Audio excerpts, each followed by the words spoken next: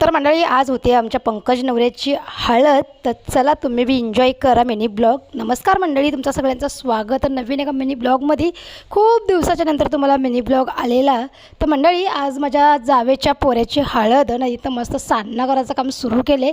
जरासा हळदीन गेलो, तिथून मग घरी आलो, कारण का आज आपल्याला हळदीमध्ये भाकऱ्या द्यायच्या होत्या त्याच्यामुळे. तर आता आम्ही इथं घेतल्या भाकऱ्या बनवायला ना. आता जशा जशा भाकऱ्या होतात तशा पॅकिंग करून लगेच आम्ही पिशवीमध्ये पॅक करून ठेवतो, कारण की भाकऱ्या आपल्याला संध्याकाळी 1-5:30 वाजेपर्यंत द्यायच्यात. मग ते कडक नको व्हायला त्याच्यामुळे.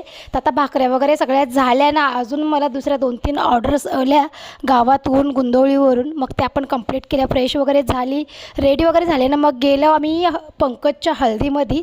तिथं मस्त आम्ही एन्जॉय केला, जेवलो बिवलो.